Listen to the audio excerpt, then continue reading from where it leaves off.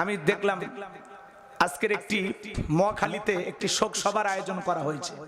ওখানে দেখলাম বিএনপির সম্মানিত চেয়ারম্যান জনাব তারেক রহমান একজন আলেম এসেছেন মোনাজাত করার জন্য, দোয়া করার জন্য, তার মায়ের রুহের মাগফিরাত কামনায় বেগম খালেদা জিয়ার দোয়া করার অনুষ্ঠানে একজন আলেম এসেছেন। তার এই নম্র বিনয়ী আচরণ দেখে সারা দুনিয়া অবাক।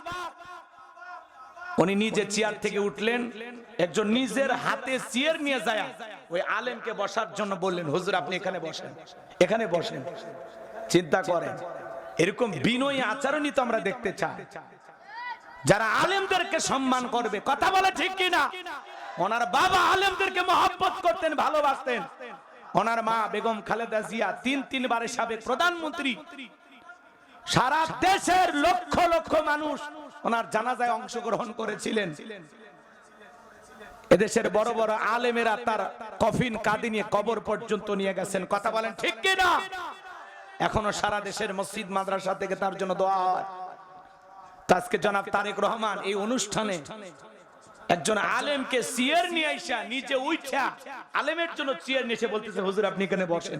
এই যে সম্মান প্রদর্শন করলেন, এই যে আলেমের কদর করলেন, একজন আলেমকে এইভাবে সম্মানিত করলেন, এই জন্য আল্লাহর কাছে দোয়া করি আল্লাহ যেন ওনাকেও সম্মানিত করেন। ওনার পিতামাতা যেরকম আলেমদেরকে ভালোবাসতেন, আশা করি জনাব তারেক রহমানও আলেমদেরকে শ্রদ্ধা করবেন, সম্মান করবেন, এভাবেই আলেমদের সাথে আচরণ করবেন। এটা আপনার কাছে আমরা আশা করি। কথা বলেন ঠিক কিনা? এরকম বিনয়ী হবেন, অহংকারী হবেন না। আপনার উপর 18 বছর জুলুম হয়েছে, সেখান থেকে শিক্ষা নিয়ে পরিবর্তন হয়ে যাবেন আশা করি ইনশাআল্লাহ। বিএনপির এক নেতা বাবর আছে না, বাবর সাহেব, উনি বলেছেন যে এই তারেক রহমান আর আগের তারেক রহমান এক না, সম্পূর্ণ আলাদা। ওনার আচরণ দেখে আমি মুগ্ধ হয়ে যাচ্ছি।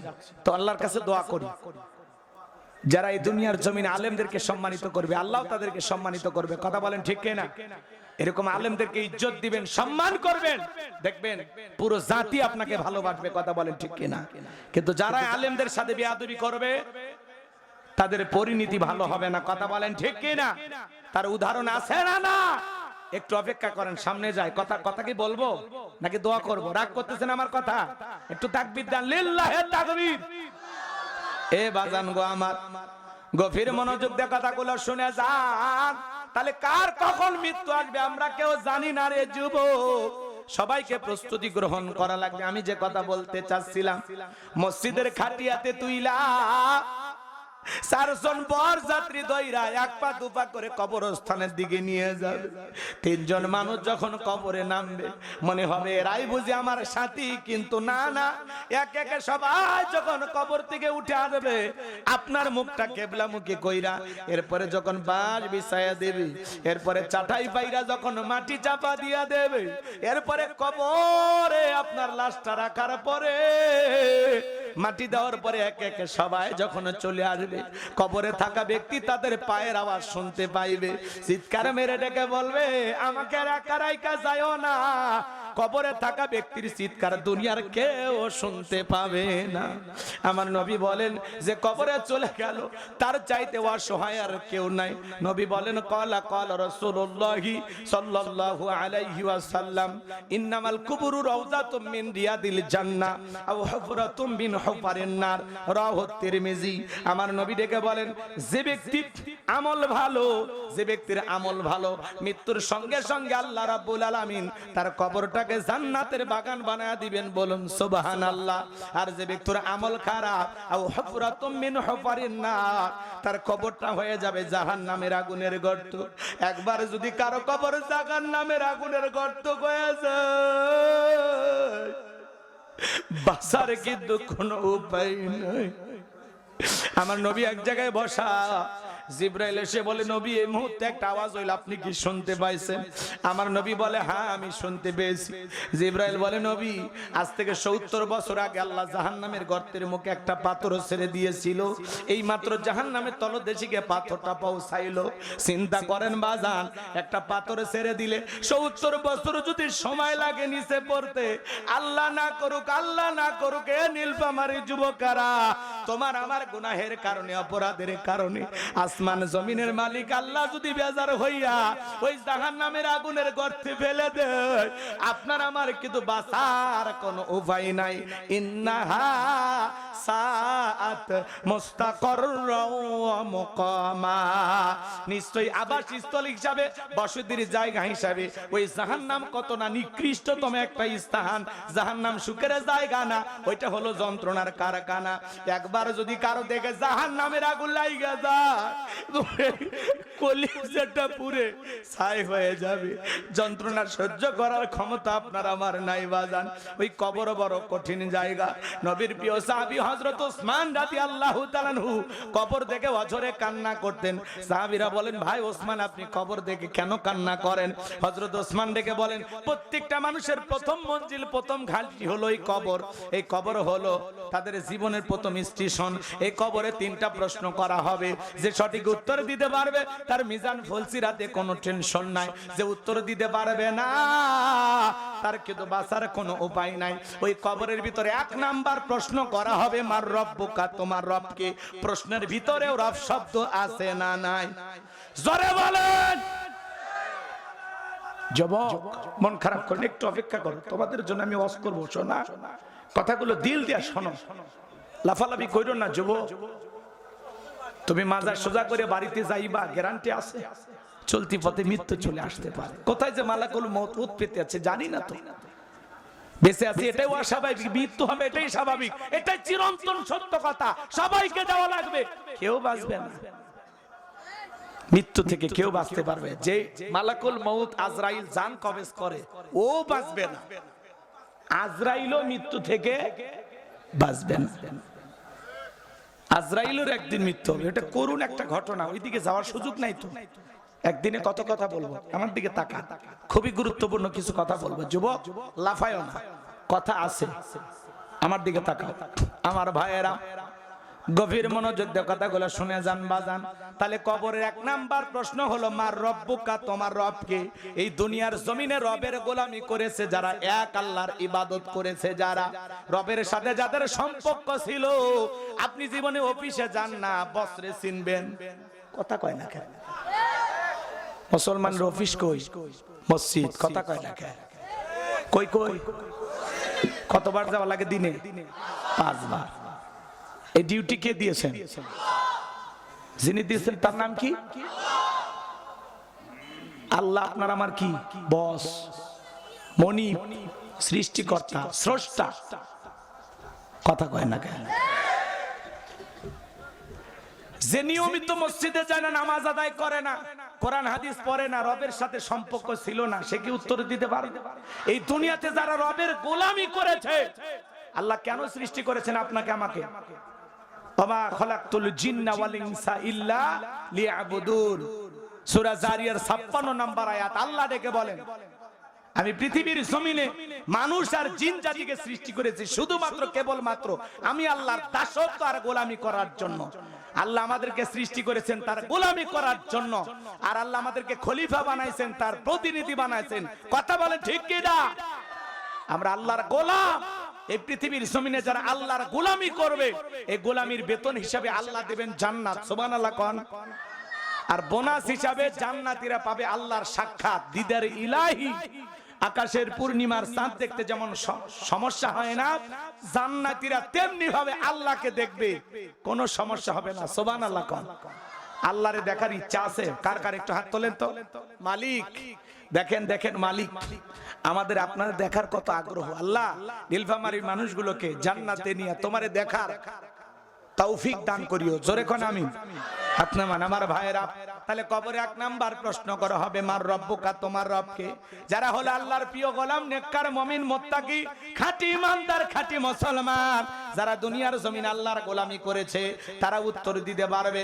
যখনই তাদেরকে প্রশ্ন করা হবে মার রব্বুকা, ওই মুমিন, মুত্তাকি, নেককার বান্দা জবাব দিয়ে বলবে, রব্বি আল্লাহ, রব্বি আল্লাহ, আমার রব আমার আল্লাহ। আল্লাহু আকবার। কিন্তু যারা আল্লাহর অবাধ্য গোলাম, যারা বলে খাও দাও ফুর্তি করে, দুনিয়াটা মস্ত বড়, দুনিয়ার রং তামাশায় যারা ব্যস্ত হয়েছিল, যারা এই দুনিয়াতে শয়তানের ধোঁকায় পড়ে মিসগাইড হয়েছিল, ভুল পথে পরিচালিত হয়েছিল, যারা দুনিয়াটাকে রং চং হিসাবে ব্যবহার করেছে, গুনাহের সাগরে পাপের সাগরে হাবুডুবু খাইছে, ওদেরকে যখন কবরে প্রশ্ন করা হবে মার রব্বুকা, আল্লাহর অবাধ্য গুনাহগার নাফরমান বান্দারা জবাব দিতে পারবে না, ফ্যাল ফ্যাল করে তাকিয়ে থাকবে। আর যারা গুনাহ নিয়ে অন্ধকার কবরে যাবে, ওই কবরের ডানের মাটি বামে চলে যাবে, বামের মাটি ডানে চলে যাবে, এমন জোরে চাপ দেবে বাজার, এক পাথরের হার অন্য পাথরে চলে যাবে। কবরে থাকা অন্ধ ফেরেশতা চোখে দেখে না, কানে শোনো না, হাতুড়ি দিয়ে আঘাত করবে, মাথাটা চূর্ণ বিচূর্ণ হয়ে যাবে। কবরে থাকা বিষাক্ত সাপ একবার যদি সবল বাড়ে, পা থেকে মাথা পর্যন্ত বিষের যন্ত্রণায় দেহটা জ্বলে যাবে। ওই কবর কিন্তু জায়গা ভালো না, কথা বলেন। 6 দিন পরে নখ কষে যাবে, 9 দিন পরে চুল, কবর গায়ের সামান নিতে কইরো না কেউ ভুল। কবর জায়গা ভালো নয়, কবর জায়গা ভালো নয়, আমল দিয়ে কবর গৃহ সাজিয়ে নিতে হয়। 17 দিনে পেট ফেটে শেষ, পোকার খাদ্য হবে, 60 দিন পরে গোশ থাকবে না, কঙ্কাল পরে রবে। এই সুন্দর দেহটা কত সাবান, কত শ্যাম্পু, কত ক্রিম, কত ধরনের দামি দামি সেন্ট লাগাইলাম, এই দেহটা যখন কবরে রাখা হবে, এই কবরের বাসটা পচার আগে লাশটা পচে যাবে, পেটটা ফুলে ফেটে যাবে, পোকাগুলো কিলবিল করে নাক মুখ কান দিয়ে ঢুকবে, সুন্দর দেখে চামড়া গোস্তগুলো খসে খসে পড়ে যাবে, চুলগুলো খসে যাবে। কত মানুষের কবর ভেঙে যায়, কি দুর্গন্ধ, নাকি রুমাল দিয়ে যেতে হয়। যারা আমলের মেডিসিন নিয়ে কবরে ঘুমাবে, তাদের লাশ পচবে না। দেখেন না কত মানুষ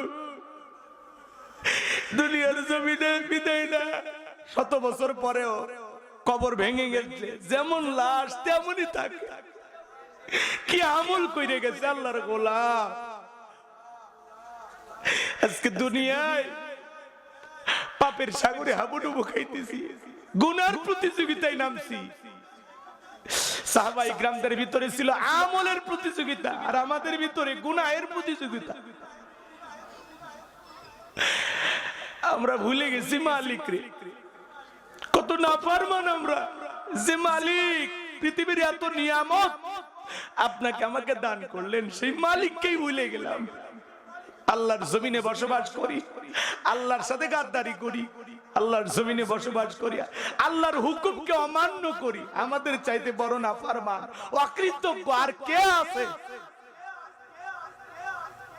আল্লাহ বলেন ইন্নাল ইনসানা লিরাব্বিহি লাকানুদ, মানুষ বড় অকৃতজ্ঞ, অকৃতজ্ঞ। এই যে আল্লাহ এত সুন্দর করে বানাইছে, সে মালিকের ইবাদত করি না। এই যে আল্লাহ এত রিজিক দেয়, এত খাওয়ায়, পৃথিবীর এত নিয়ামত দিলেন, এত সুখ, এত আরাম আয়েশ দিলেন, তাও মালিককে ভুলে গেলাম। আমাদের চাইতে বড় অকৃতজ্ঞ আর কে আছে? একটা কুকুর একটা রুটি খাওয়াইলে, একটা শুকনো হাড় খাওয়াইলে মালিকের সাথে গাদ্দারি করে না, ঝড় বৃষ্টি তুফান মোকাবেলা করে মালিকের বাড়ি পাহারা দেয়। কথা বলেন। একটা কুকুর, তার ভিতরে কৃতজ্ঞতা বোধ আছে, সে মালিককে চেনে, মালিকের বাড়ি পাহারা দেয়, অপরিচিত কেউ আসলে ঘেউ ঘেউ করে তাড়ায়া দেয়। আর আমরা আশরাফুল মাখলুকাত, আমরা আশরাফুল মাখলুকাত, যে মালিক এত সুন্দর করে বানাইলো, সেই মালিককে আমরা ভুলে গেলাম।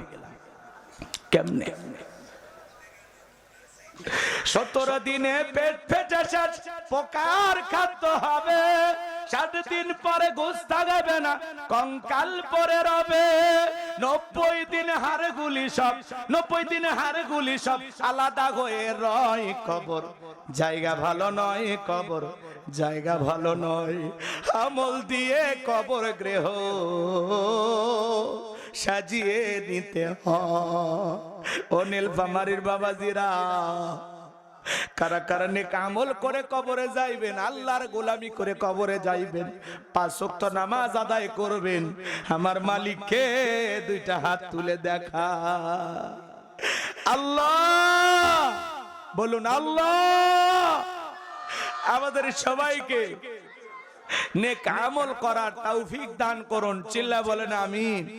আল্লাহ আমাদের সবাইকে 5 ওয়াক্ত সালাত মসজিদে গিয়ে জামাতের সহিত আদায় করার তৌফিক দান করুন। চিল্লা কোন আমিন। আর একটু জোরে বলেন আমিন। আর একটু জোরে বলুন আমিন। আল্লাহ আল্লাহ আমাদেরকে ফিরাইয়া দিও না, আল্লাহ আমাদেরকে আপনি মাফ করে দেন, আমাদেরকে আপনি ক্ষমা করে দেন, আমরা পাপী, আমরা গুনাহগার। আল্লাহ আমাদের সকলের তামাম জিন্দেগির গুনাহগুলো আপনি মাফ করে দেন। আল্লাহ আমাদের সবাইকে আপনি ক্ষমা করে দেন। জোরে বলেন আমিন। আর একটু জোরে বলুন আমিন। আবার ভাইয়েরা, তাহলে ওই কবরের ভিতরে 1 নাম্বার প্রশ্ন করা হবে, মার রব্বুকা, তোমার রব কে? যারা নেককার তারা জবাব দিতে পারবে, যারা মুত্তাকি তারা জবাব দিতে পারবে, কিন্তু যারা নাফরমান এরা জবাব দিতে পারবে না। সম্মানিত ভাইয়েরা আমার, তাহলে রূহের জগতে রব, জীবনের পরপরতে সব জায়গায় রব। এই জন্য আল্লাহ আয়াতের শুরুতে বলেন, ইন্নাল্লাযীনা ক্বালু রাব্বুনাল্লাহ, নিশ্চয়ই যারা বলে আমাদের রব আল্লাহ, বলেন তো আমাদের রব কে? আল্লাহ আমার রব, এই রবই আমার সব। বান্দার চাওয়ার আগে সব চাওয়া যিনি পূরণ করে দেন তিনি তো রব। এইবার আমার দিকে তাকান, এই পৃথিবীর জমিনে আল্লাহ যখন জিরো থেকে হিরো বানায়, সামান্য ক্ষমতার চেয়ারে বসায়, ফুটপাত থেকে রাজপ্রাসাদের মালিক বানায় দেয়, ওই মানুষগুলো ক্ষমতার চেয়ারে বসে নিজেকে আনা রব্বুকুমুল আলা বলে দাবি করে, নিজেকে প্রভু বলে দাবি করে, খোদা বলে দাবি করে। এরকম একজন জালেম পৃথিবীর জমিনে এসেছিল, এর নাম ছিল কাবুস। বলখিয়া বলা হয়, কিপ্তিদের তরফ থেকে নাম ছিল রামসিস। মিশরের বাদশাহ হওয়ার পর উপাধি নাম হলো ফেরাউন। কয়েকটা মিনিটে যদি বলি রাগ করবেন, একটু কয়েকটা মিনিট ঘটনাটা বলবো, কষ্ট হবে আপনাদের। একটু তাকবীর দেন, লিল্লাহি তাকবীর। আমার দিকে তাকান, মজা পাবেন। শোনেন শোনেন আমার ভাইয়েরা, এই ভবঘুরে যুবক এলাকায় কোনো কাজকর্ম নাই। ভবঘুরে যুবক মানে বোঝেন না, যারা ইয়াবা, ফেন্সিডিল, গাঁজা, মদ খায়া গাছক ধাক্কা মেরে কই ভাইজান সাইড দেন। বউ যদি দরজা খোলে, মুখের বাপ তুমি ঢোলকা, কই মা তুই বুঝবো না, আজ একটু বেশি পরিমাণে মাল খাসি। এরকম মালখোর আছে না নাই? ইয়াবা খোর আছে না না? সন্ধ্যা হলে জিকির করে ইজ্ঞবা ইজ্ঞবা ইজ্ঞবা। মা বাবা চিন্তা করে, বাবা এটা কিসের ট্যাবলেট? জ্বর সর্দি গলা ব্যথা। কয় কিচ্ছু বোঝার দরকার নাই, টাকা দে নইলে তোর মাথা ফাটাবো। পিতা মাতা বাধ্য হয়ে টাকা দেয়। যুবক যারা নেশা দ্রব্য পান করো, ইয়াবা, ফেন্সিডিল খাও, মনে রাখবা যারা দুনিয়াতে মদ পান করবে, শরাব পান করবে, তাদের জন্য জান্নাত হারাম। কথা কয় না? ইয়াবা, ফেন্সিডিল, গাঁজা, মদ খাও। এই ছেলে, যারা নিশাদ্রব্য পান করে সমাজের মানুষ কি ভালো বলে? কি বলে? টোকায় টোকায়।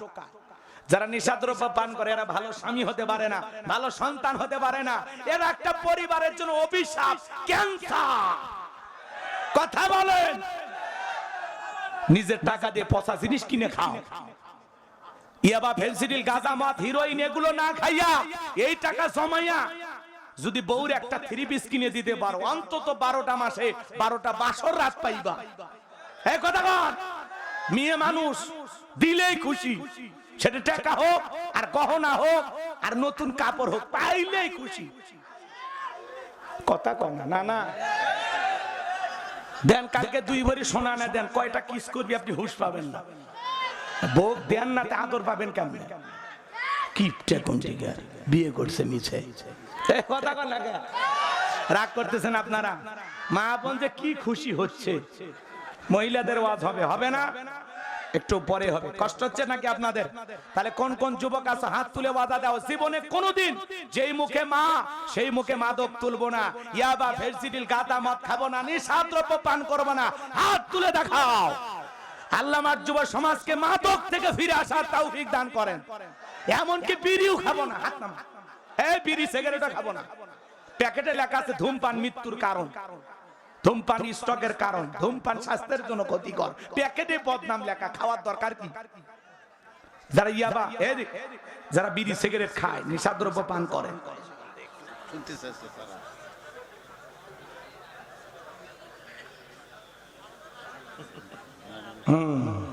আচ্ছা ঠিক আছে, কষ্ট হচ্ছে নাকি আপনাদের? গভীর মনোযোগ দিয়ে কথাগুলো শুনে যান বাজান। তাহলে এক কলিজার টুকরা যুবকেরা, মাদক দ্রব্য পান করা যাবে? জান্নাতে 4টে নহর আছে পানি। শোনো শোনো, কিসের ঝর্ণা?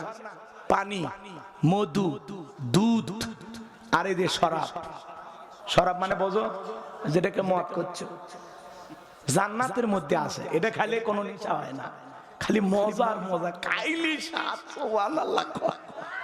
এই যে কত মজা লাগবে, না খাইলে বুঝবেন না। যাওয়া লাগবে আগে, কথা কয়। দুনিয়াতে নাচ গান হারাম, জান্নাতে যায় সুবহানাল্লাহ। হুরেরা নাচবে, আপনি দেখবেন আপনার বুক কলত নিয়ে। থামো, কষ্ট হচ্ছে আপনাদের? কিসের কাহিনী? কষ্ট হচ্ছে আপনাদের? আমার দিকে তাকান বাজান গো আমার। এই ভবঘুরে যুবক এলাকায় কোনো কাজকর্ম পাইল না, মিশরে চলে গেল। সর্বপ্রথম হলো তরমুজের ক্ষেতের লেবার। এরপরে মিশরের সরকারি গোরস্থানে দারোয়ান লাগবে, ইন্টারভিউ চলতেছে, লাইনের মধ্যে দাঁড়ায় গেছে।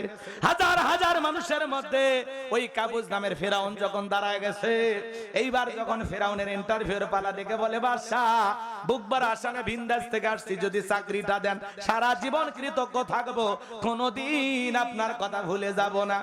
আর আমি যতটুকু জানি মিশরে আপনার চাইতে ভালো মানুষ আর কেউ নাই। কথা বোঝেন নাই মনে হয়। এমন ভাবে কথাগুলো উপস্থাপন করছেন, বাদশার মায়া লেগে গেছে। কথা আছে, দুষ্ট লোকের মিষ্টি কথা, তেল ছাড়া দুনিয়া চলে না। কথা কর না কেন? তেলবাজি আছে না নাই? কত নেতা তেল দিতেছে বাজার, তেল দিতে যাব অতিরিক্ত বলে ফেলে দিচ্ছে, আছে না নাই? অনেক নেতা আছে তেল দিচ্ছে, কত ছোটখাটো নেতা আছে বক্তব্য দিবা যা উল্টা পাল্টা বলে ফেলে দিচ্ছে। কথা কর না কেন? কেউ কয় অমুক দলক, অমুক নেতা, অমুক নেত্রীর নাম নিলেই বেহেশত নিশ্চিত। মানে নাম আমি বললাম না, বুঝে না। কথা কি বুঝতে পারছেন?